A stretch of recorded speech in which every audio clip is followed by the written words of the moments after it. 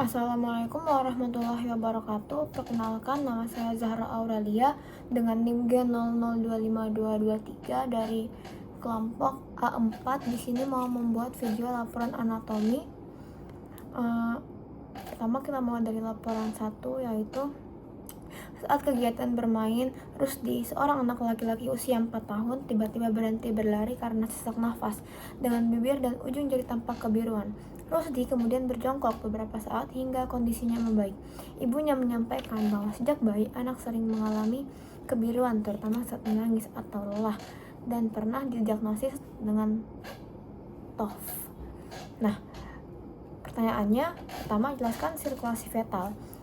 2. Jelaskan salah satu gangguan akibat gagalnya penutupan struktur fetal setelah lahir. 3. Jelaskan vaskularisasi arteri dan vena jantung. Baik, pertama kita mulai dari sirkulasi fetal terlebih dahulu. Nah, jadi saat fetus, sistem digestivus, respirasi, dan uriner itu belum fungsional. Jadi vena umbilicalis dari plasenta membawa oksigen dan nutrisi menuju fetus, lalu berjalan melalui umbilical cord dan masuk ke fetus di umbilicus. Nah, vena umbilicalis nanti bergabung dengan sistem porta hepatis fetus. Nah, terus bagian dari vena umbilicalis menyuplai hepar, tetapi sebagian besarnya masuk ke ductus venosus yang tidak melewati hepar dan masuk ke vena cava dan bercampur dengan darah anoksigenasi yang kembali dari tubuh fetus. Nah, ductus venosus ini nanti mengalami obliterasi setelah lahir dan tersisa sebagai ligamentum venosum di hepar. Nanti vena umbilicalis juga mengalami obliterasi menjadi ligamentum teres hepatis. Nah, untuk peran kedua yaitu jelaskan salah satu gangguan akibat gagalnya penutupan struktur fetal setelah lahir. Nah, dari banyaknya beberapa gangguan, di sini saya akan membahas mengenai atrial septal defect atau ASD. Nah, ASD ini yaitu atrial septal defect itu adalah kelainan bawaan jantung di mana ada lubang di sekat antara dua ruas atas jantung atau atrium kanan dan kiri. Nah, jadi antara atrium kanan dan kiri itu tidak ada lubangnya. Normalnya kedua atrium kanan dan kiri ini terpisah sehingga darah yang bersih atau kayak oksigen dan darah yang kayak CO2 tidak bercampur. Tapi pada penderita atrial septal defect itu, karena ada lubangnya dari atrium kanan dan kiri yang tekanannya lebih tinggi, karena ada lubang, darah dari atrium kiri itu yang tekanannya lebih tinggi jadi bocor ke atrium kanan yang disebut left to right shunt. Nah, akibatnya bagian kanan jantung dan paru-paru menerima aliran darah lebih banyak dari seharusnya. Kalau lubangnya kecil itu biasanya tidak menimbulkan gejala, tapi kalau lubangnya gede, besar, bisa bikin cepat lelah, sesak saat aktivitas, dan dalam jangka panjang bisa menyebabkan pembesaran jantung kanan serta peningkatan tekanan di paru-paru.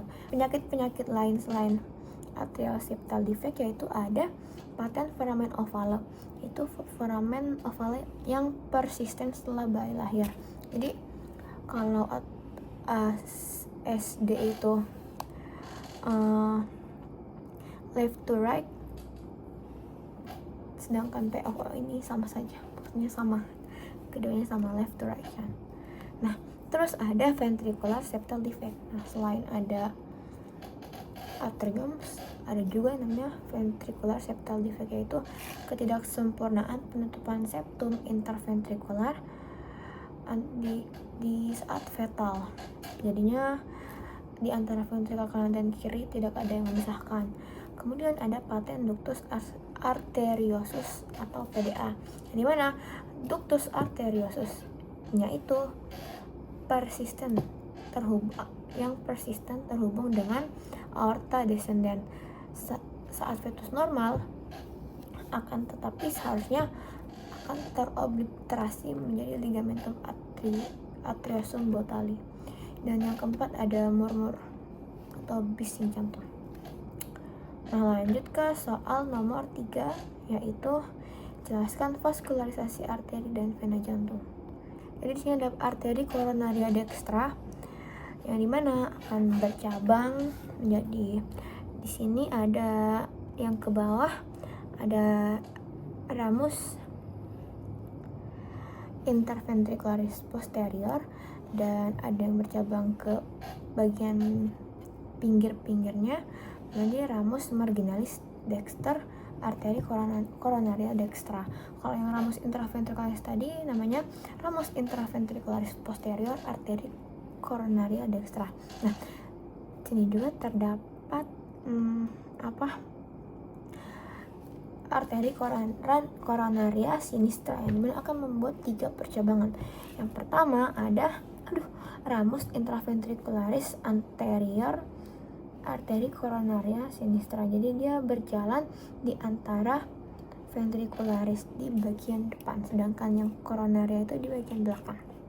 Lanjut ada dia juga membentuk cabang di bagian samping-samping atau pinggir-pinggirnya, namanya yaitu ramus marginalis sinister yang ini. Nah, nanti dia akan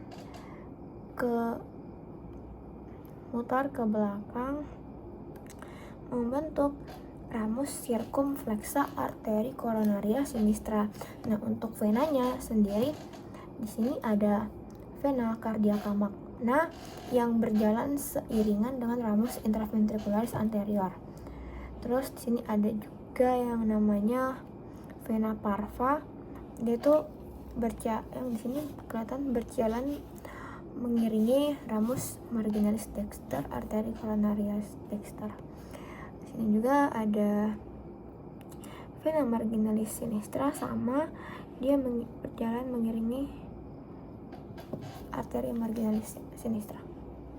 Nah, vena-vena yang saya sebutkan tadi semuanya bermuara di sinus coronarius.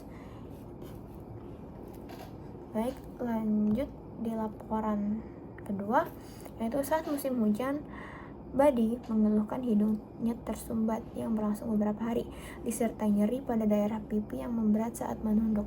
Ia juga merasakan lendir kental mengalir ke tenggorokan.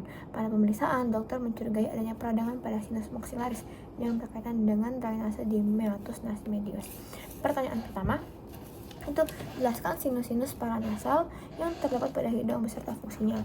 Yang kedua, sebutkan pembagian meatus nasi dan lubang muara masing-masing sinus. Yang ketiga, jelaskan mengapa sinus maxillaris lebih sering mengalami sinusitis dibanding sinus lainnya.